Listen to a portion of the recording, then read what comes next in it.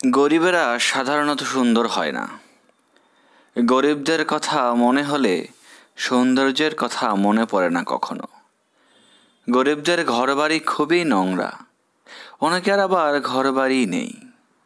গরিবদের কাপড় চোপড়ও খুবই নোংরা, অনেকের আবার কাপড় চোপড়ই নেই।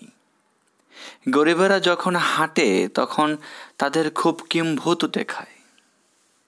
যখন গরিবেরা মাটি কাটে, ইট ভাঙে, খড় কাটে, গাড়ি ঠেলে, পিচ ঢালে, তখন তাদের সারা দেহে ঘাম জপজপ করে, তখন খুব নোংরা আর কুৎসিত দেখায়।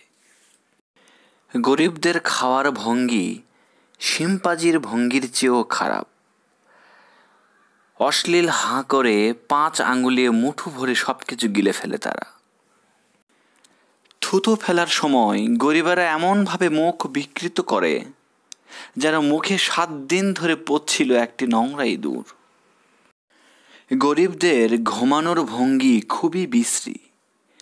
গরিবেরা হাসতে গিয়ে হাসিটাকেই মাটি করে ফেলে। গান গাওয়ার সময়ও গরিবদের একটু সুন্দর দেখায় না। গরিবেরা চুমু খেতেই জানে না, এমনকি শিশুদের চুমু খাওয়ার সময়ও থকথকে থুতুতে তারা নোংরা করে দেয় ঠোঁট, নাক, গাল। গরিবদের আলিঙ্গন খুবই বেঢপ। গরিবদের সঙ্গমও খুবই নোংরা। মনে হয় নোংরা মেঝের ওপর সাংঘাতিকভাবে ধস্তাধস্তি করছে 2টি উলঙ্গ মানুষ। গরিবদের চুলে উকুন আর জট ছাড়া কোনো সৌন্দর্য নেই। গরিবদের বগলের তলে থকথকে ময়লা আর বিচ্ছির লোম সব জড়াজড়ি করে। গরিবদের চোখের চাউনিতে কোনো সৌন্দর্য নেই। চোখ ঢ্যাপ ঢ্যাপ করে তারা চারদিকে তাকায়।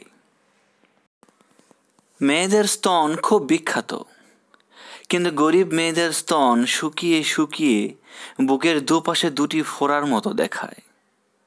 অর্থাৎ জীবনযাপনের কোনো মুহূর্তেই গরিবদের সুন্দর দেখায় না। শুধু যখন তারা রুখে ওঠে, কেবল তখনই তাদের সুন্দর দেখায়।